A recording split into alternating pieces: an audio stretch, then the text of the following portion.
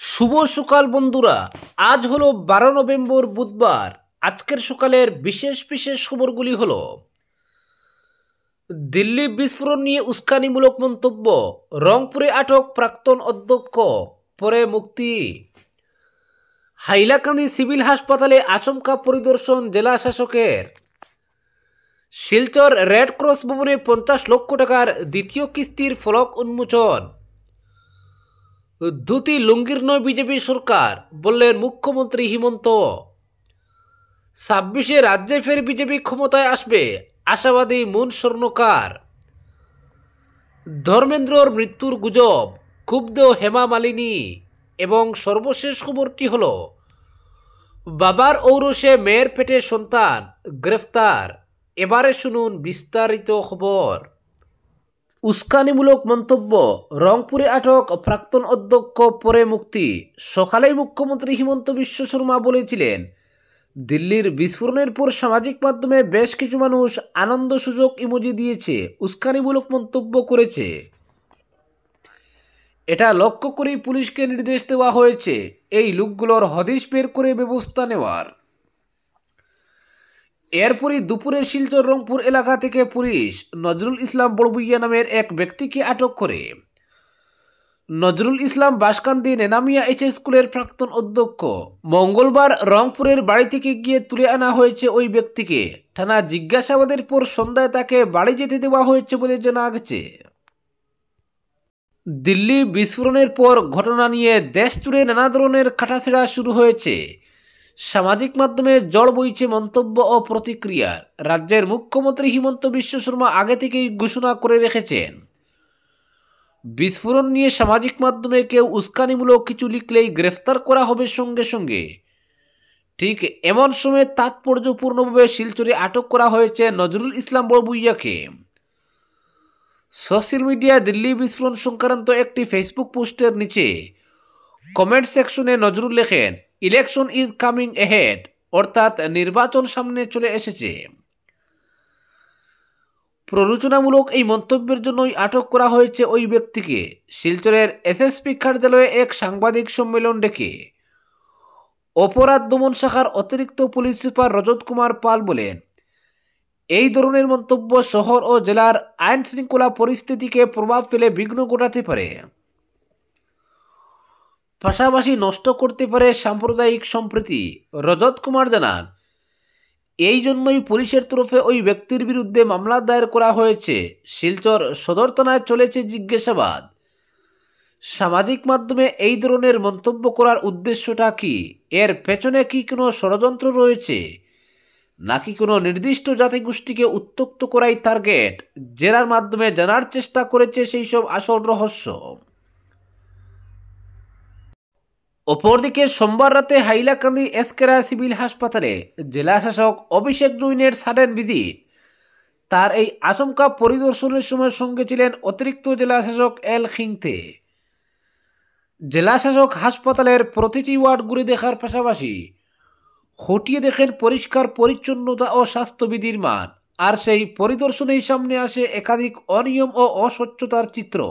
পরিদর্শনের পর জেলা শাসক সঙ্গে সঙ্গে সংশ্লিষ্ট কর্তৃপক্ষকে প্রয়োজনীয় সংশোধনীমূলক পদক্ষেপ গ্রহণের নির্দেশ দেন এবং হাসপাতালের স্বাস্থ্যবিধি ও রোগী পরিচর্যাকে সর্বোচ্চ অগ্রাধিকার দেওয়ার উপর জোর দেন। তিনি জানান, পরিচ্ছন্ন, নিরাপদ ও সেবামুখী স্বাস্থ্য পরিবেশ গড়ে তোলার জন্য জেলা প্রশাসন সম্পূর্ণরূপে প্রতিশ্রুতিবদ্ধ। আমাদের লক্ষ্য রোগীদের এমন একটি পরিবেশে সেবা দেওয়া যেখানে দক্ষতা ও পরিচ্ছন্নতা দুই থাকবে। অন্যদিকে হাইলাকান্দির অভিভাবক মন্ত্রী কৃষ্ণেন্দু পাল সংবাদ মাধ্যমকে জানান, এসকেরা সিভিল হাসপাতালে সোনোগ্রাফি মেশিন চালুর জন্য একজন রেডিওলজিস্ট নিয়োগের পদক্ষেপ করা হচ্ছে। তিনি আরও বলেন, পরিচ্ছন্নতা শুধু প্রশাসনের দায়িত্ব নয়, এটি আমাদের সকলের দায়িত্ব। প্রশাসন উন্নত পরিকাঠামো গড়ে তুলতে সচেষ্ট, তবে নাগরিকদেরও উচিত হাসপাতালকে পরিচ্ছন্ন রাখার কাজে সহযোগিতা করা। উল্লেখ্য, জেলা প্রশাসনের এই আকস্মিক পরিদর্শনকে হাইলাকান্দি জেলায় স্বাস্থ্যসেবাকে আরও মজবুত করা ও জনস্বাস্থ্য অবকাঠামো উন্নয়নের এক বৃহত্তর প্রচেষ্টার অংশ হিসেবে দেখা হচ্ছে। অপরদিকে শিলচর রেড ক্রসে আনটাইড ফান্ড থেকে মঞ্জুর হওয়া 50 লক্ষ টাকার দ্বিতীয় কিস্তির কাজের মঙ্গলবার ফলক উন্মোচন করলেন শিলচরের বিধায়ক রেড ক্রস সোসাইটির সম্পাদক দীপায়ন চক্রবর্তী। এদিন সোসাইটির চেয়ারম্যান বীরেশ চন্দ্র ব্যানার্জির সভাপতিত্বে আয়োজিত অনুষ্ঠানে বিধায়ক বলেন, মুখ্যমন্ত্রী ডক্টর হিমন্ত বিশ্ব শর্মা প্রকল্পটির জন্য মোট 1 কোটি টাকা মঞ্জুর করেছেন, যার প্রথম কিস্তির কাজ সম্পন্ন হয়েছে এবং দ্বিতীয় কিস্তির 50 লক্ষ টাকা পাওয়া গেছে। আগামী 3 মাসের মধ্যে কাজ সম্পূর্ণ করার লক্ষ্যের কথা জানান তিনি। দীপায়ন চক্রবর্তী জানান, নতুন ভবনের নিচতলা বাণিজ্যিক ব্যবহারের জন্য রেন্টাল পদ্ধতিতে বরাদ্দ করা হবে। ডিসি এবং কমিটির সঙ্গে আলোচনা করে দরপত্র আহ্বান করা হবে। প্রথম তলাতে থাকবে আধুনিক ব্লাড ব্যাংক, দ্বিতীয় ও তৃতীয় তলায় চিকিৎসা পরিষেবা ও স্বাস্থ্যসেবার সম্প্রসারণ হবে ধাপে ধাপে। বিধায়ক জানান, মুখ্যমন্ত্রীর 1 কোটি টাকার অনুদান ছাড়াও বিধায়কের এমএলএ ফান্ড থেকে 15 লক্ষ, প্রাক্তন সাংসদ ডক্টর রাজদীপ রায়ের দেওয়া 10 লক্ষ টাকা ব্যয় হয়েছে। এছাড়াও সাংসদ কোনাথপুর কায়স্থ এবং বরাক উপত্যকা উন্নয়ন বিভাগের মন্ত্রী কৌশিক রায় সহায়তার আশ্বাস দিয়েছেন। আরও 50 লক্ষ টাকা মেলার সম্ভাবনা রয়েছে। পরিকল্পনা অনুযায়ী ভবনের নিচতলা বাণিজ্যিক ব্যবহারের জন্য বরাদ্দ হবে। প্রথম তলাতে থাকবে আধুনিক ব্লাড ব্যাংক এবং উপরের তলাগুলোতে চিকিৎসা পরিষেবার প্রসার ঘটানো হবে। প্রকল্পে বিধায়কের এমএলএ ফান্ড, প্রাক্তন সাংসদ ডক্টর রাজদীপ রায় এবং অন্যান্য জনপ্রতিনিধিদের আর্থিক সহায়তা যুক্ত হয়েছে। অনুষ্ঠানে ডক্টর এইচ.কে চৌধুরী বলেন, হাসপাতাল সম্পূর্ণ হলে শিলচর ও আশেপাশের মানুষের বড় উপকার হবে। রেড ক্রস সোসাইটি মানব সেবার কাজে আগামীতে এই উদ্যোগকে এগিয়ে নিয়ে যাবে বলে জানান চেয়ারম্যান বীরেশ চন্দ্র ব্যানার্জি। অনুষ্ঠানে উপস্থিত ছিলেন রতীন্দ্রনাথ সাহা, নিলয় পাল, হীরক চৌধুরী, পিকলু দাস, বুদ্ধদেব চৌধুরী প্রমুখ। অনুষ্ঠান সঞ্চালনা করেন দীপক সোম। অপরদিকে কংগ্রেস দুটি লুঙ্গির প্রকল্প চালু করেছিল, তা থেকে সস্তা প্রকল্প আর কি হতে পারে। কংগ্রেস দুটি লুঙ্গির প্রকল্প নিয়ে নিজেই লজ্জা পায়। কংগ্রেসকে কটাক্ষ করে এই মন্তব্য করেছেন মুখ্যমন্ত্রী হিমন্ত। তিনি বলেন, কংগ্রেসের যদি সাহস থাকে তাহলে পুনরায় দুটি লুঙ্গি তাদের নির্বাচনী ইস্তেহারে অন্তর্ভুক্ত করুক। সেই সাহস কংগ্রেসের নেই। মুখ্যমন্ত্রী বলেন, সমগ্র রাজ্যের সাধারণ লোক কংগ্রেসের দুটি লুঙ্গির কোনো প্রয়োজন নেই বলে মনে করেন। ফলে সরকারি প্রকল্প নিয়ে বিজেপি সরকারের সমালোচনা করার কোনো অধিকার নেই কংগ্রেসের। বিজেপি সরকার দুটি লুঙ্গির সরকার নয় মন্তব্য করেন মুখ্যমন্ত্রী। তিনি বলেন, কংগ্রেস সরকার প্রতি 5 বছরে প্রকল্পের সুবিধা দিয়েছিল, কিন্তু বিজেপি সরকার প্রতি মাসে প্রকল্পের সুবিধা দিচ্ছে। পরবর্তী খবর, 26 রাজ্যে ফের বিজেপি ক্ষমতায় আসবে বললেন মুন স্বর্ণকার। মুখ্যমন্ত্রী ডক্টর হিমন্ত বিশ্ব শর্মার ভূয়সী প্রশংসা করেন মুন স্বর্ণকার। পাশাপাশি কংগ্রেসের তীব্র সমালোচনা করে 26-এ ফের রাজ্যে বিজেপি সরকার গঠন করবে বলে অভিমত প্রকাশ করেন। কংগ্রেসের আমলে মানুষ উন্নয়নমূলক সুযোগ সুবিধা পায়নি, কিন্তু প্রধানমন্ত্রী নরেন্দ্র মোদীর নেতৃত্বে আর রাজ্যের মুখ্যমন্ত্রী ডক্টর হিমন্ত বিশ্ব শর্মার নিরলস বলিষ্ঠ ভূমিকায় সমাজের পিছপড়া জনসাধারণ ধারাবাহিকভাবে সরকারি সুযোগ সুবিধা পেয়ে যাচ্ছেন, আর তারাই রাজ্যে ফের বিজেপি সরকার চাইছেন। রাজ্যব্যাপী উন্নয়ন প্রসঙ্গে মুখ্যমন্ত্রীর ভূয়সী প্রশংসা করেন বিজেপি নেত্রী মুন স্বর্ণকার। অপরদিকে অভিনেত্রী তথা সাংসদ হেমা মালিনী তার স্বামী ধর্মেন্দ্রর স্বাস্থ্য নিয়ে চড়ানো একাধিক ভুয়ো খবর বিষয়ে অবশেষে মুখ খুলেছেন। 89 বছর বয়সী এই তারকার মৃত্যুর গুজবকে অস্বীকার করে হেমা এক্সে ভুল তথ্য ছড়ানোর বিরুদ্ধে নিজের ক্ষোভ এবং হতাশা প্রকাশ করেছেন। তিনি লিখেছেন, যা হচ্ছে তা ক্ষমার অযোগ্য। দায়িত্বশীল চ্যানেলগুলো কিভাবে এমন একজন ব্যক্তির সম্পর্কে মিথ্যা খবর ছড়াতে পারে, যিনি চিকিৎসায় সাড়া দিচ্ছেন এবং সুস্থ হয়ে উঠছেন। এটি অত্যন্ত অসম্মানজনক এবং দায়িত্বজ্ঞানহীন কাজ। দয়া করে পরিবারকে এবং তাদের গোপনীয়তার প্রয়োজনকে যথাযথ সম্মান দিন। সোমবার রাত এবং মঙ্গলবার সকালে ছড়ানো এই গুজবের কারণে অনুরাগী এবং চলচ্চিত্র জগতের মধ্যে ব্যাপক উদ্বেগ তৈরি হয়।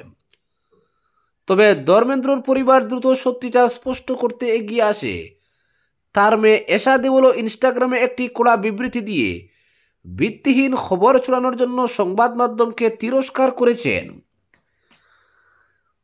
তিনি লিখেছেন, সংবাদ মাধ্যমগুলো যেন অতিরিক্ত সক্রিয় হয়ে উঠেছে এবং ভুয়ো খবর ছড়াচ্ছে।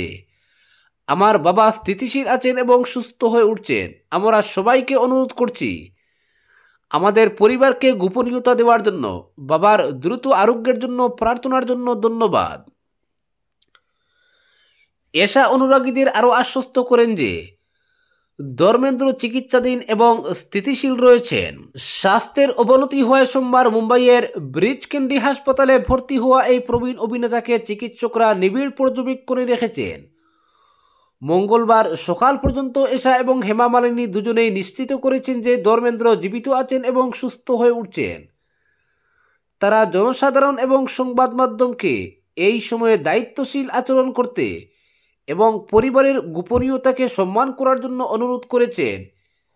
অপরদিকে নিজের 17 বছরের মেয়ের সঙ্গে শারীরিক সম্পর্ক গড়ে তোলার অভিযোগে 11 মাস পর কুলঙ্গার বাবাকে আটক করল উদারবন পুলিশ। ধৃত ব্যক্তি উদারবন অঞ্চলের বাসিন্দা। মেয়ের মামলার পরিপ্রেক্ষিতে গোপন সূত্রের খবরের ভিত্তিতে সোমবার রাতে দয়াপুর ব্রিজ রোড থেকে তাকে আটক করেন উদারবন থানার এসআই পাপলি দুয়ার। মঙ্গলবার তাকে শিলচর আদালতে তোলা হয়। ঘটনার বিবরণে জানা যায়, চলতি বছরের 18 জানুয়ারি নিজের জন্মদাতা বাবার বিরুদ্ধে এক গুরুতর অভিযোগ এনে শিলচর সদর থানার অধীনে রাঙ্গিরখাড়ি পুলিশ ফাঁড়িতে মামলা দায়ের করে কিশোরী। শিলচর সদর থানা থেকে এই মামলাটি উদারবন থানায় পাঠানো হয়। পরে উদারবন থানার এসআই পাপলি দুয়ার তদন্তে নামেন। এই মামলাতে মেয়েটি উল্লেখ করে 2022 সালে যখন সে তার বাবার সঙ্গে উদারবন্দের বাড়িতে থাকত, সে সময় বাবা জোর করে শারীরিক সম্পর্ক গড়ে তুলে এতে বাধা দিলে তাকে নানাভাবে হুমকি দেয়। বিষয়টি নিয়ে মুখ খুললে তার ভাইকে মেরে ফেলার হুমকি দেয়। পরে নাবালিকা মেয়েকে বাড়িতে রেখে বহির্রাজ্যে পালিয়ে যায়। মেয়েটি যখন 7 মাসের গর্ভবতী তখন সে অসুস্থ হয়ে পড়ে। এরপর বিষয়টি তার পিসিকে জানায়। তখন তার পিসি মোবাইল ফোনে কুলঙ্গার ব্যক্তির সঙ্গে ফোনে যোগাযোগ করলে মেয়েটিকে ডাক্তারের কাছে নিয়ে যেতে বলে। এরপর তার কথা মতো মেয়েটিকে ডাক্তারের কাছে নিয়ে যাওয়া হয়। পরবর্তীতে মেয়েটিকে শিলচর কলেজ রোডের দিদির বাড়িতে রাখা হয়। পরে একটি কন্যা সন্তান দিদিকে দিয়ে সেখান থেকে চলে আসে সে। পরে পিসি তাকে কাজে ঢুকিয়ে দেয়। পরবর্তীতে সে মোবাইল ফোনে বাবার সঙ্গে যোগাযোগ করে এবং জানায় বর্তমানে তার থাকার কোনো জায়গা নেই। তখন তাকে এক কাকার কাছে সমঝে দেয়। সেখানে মেয়েটি জানতে পারে তার বাবা আরেকটি বিয়ে করেছেন। তখন মেয়েটি চলে যায় সৎমার কাছে।